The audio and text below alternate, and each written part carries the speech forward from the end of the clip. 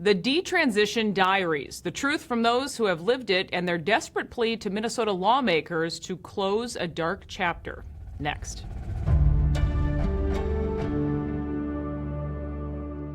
Callie Fell is my guest. She's the co-author of the book, The Detransition Diaries. She's also a perinatal nurse and the executive director of the Center for Bioethics and Culture. Callie, good to see you. Thanks for being here. Thank you so much for having me. I'm so excited to be here. We wanted to talk to you ahead of this trip to Minnesota. You know, this state has become a flashpoint in the debate, it seems, about transgender issues. You're going to be speaking out here soon.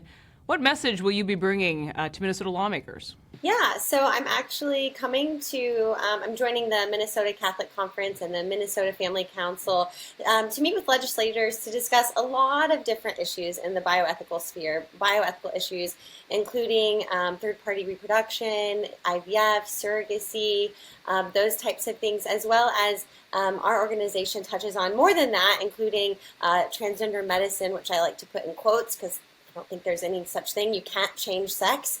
And so we'll be coming to discuss those issues with your legislators very soon. And there is a lot to talk about in this state, and I know you try to keep track of what happens in each state, but we are a trans refuge state in Minnesota, meaning children can change their sex here without parental permission. But the fact that you're even having to speak out on situations like this, how difficult is that? Yeah, you know, I never thought in my life that I would be defending the idea that humans are created either male or female and one cannot transform or transition through medicine to another. I never thought that that would be a stance that I would have to take. But here I am. You mentioned that your state is now a refuge state. I think there are 13 in total, which means that they are protecting that space. Fortunately, there are other states that are kind of holding their ground, saying that you cannot transition, especially children, can't make that decision to alter their body in a way that makes them lifelong patients and give them this false idea that they were born in the wrong body or that they can somehow change into the opposite sex. So we're just in a weird time in our life. For the last 25 years, the Center for Bioethics and Culture has been speaking out and educating the public through lawmakers, through policymakers, through just general public, moms, dads.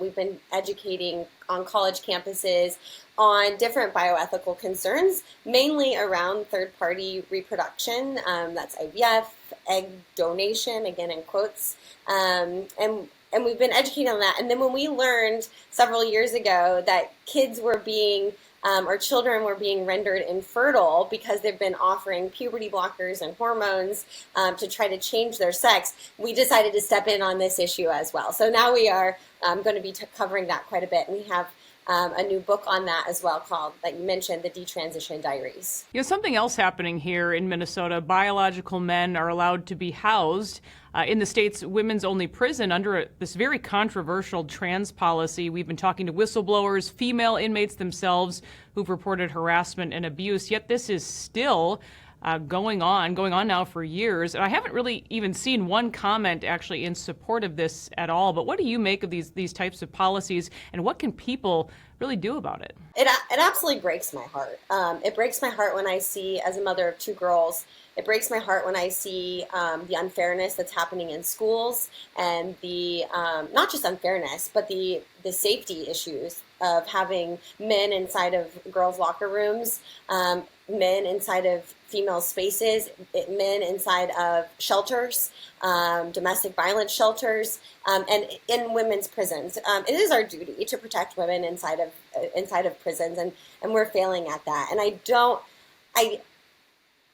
don't know the solution other than, get a hold of your legislators, get a hold of the people in Congress, let them know how you feel about that, write them. It's absolutely heartbreaking and completely unethical.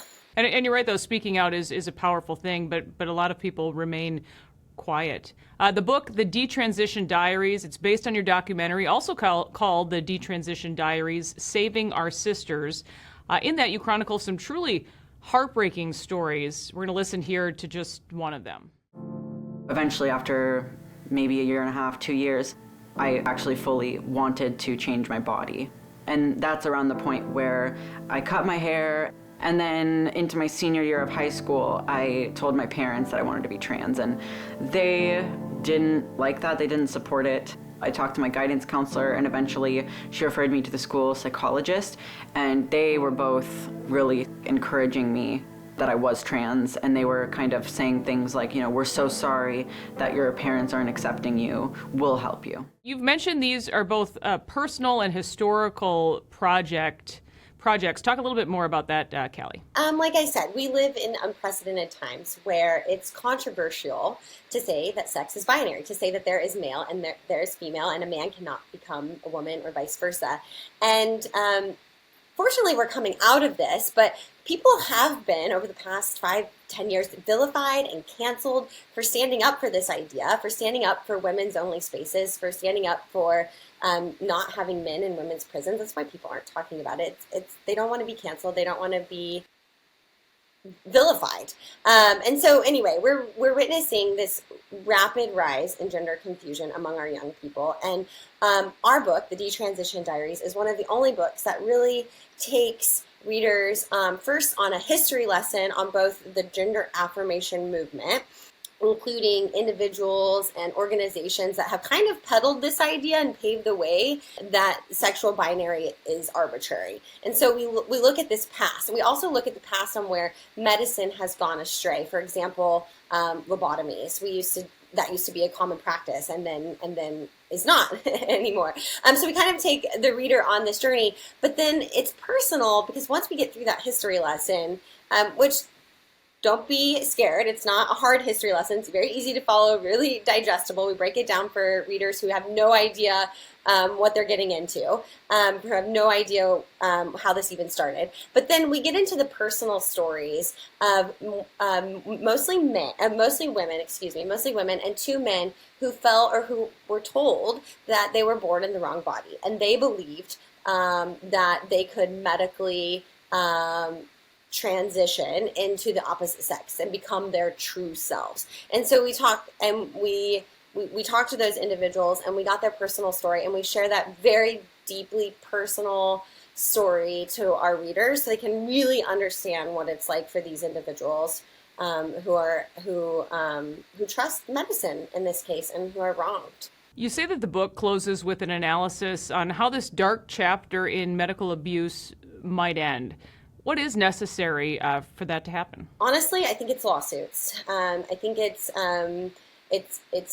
hard, and I understand after talking with men and women who have bought this lie and then have dug themselves out of this and now have an issue with trusting medicine and those around them. It's going to take them to be vulnerable and to go after the doctors and the people that allowed this to happen. And I think it's, there are many organizations that are doing a great job exposing the lie of gender medicine. And I think moms and dads are getting angry. And I think that's what's going to take to keep our children safe in this space. But I think it will end. I think tides are going to turn. And I have to continue to remain hopeful. Callie Fell, thank you so much for being here. The book, The Detransition Diaries, is available on Amazon. Appreciate your work. Thank you so much. That will do it for this episode of Liz Collin Reports. We'll see you next time.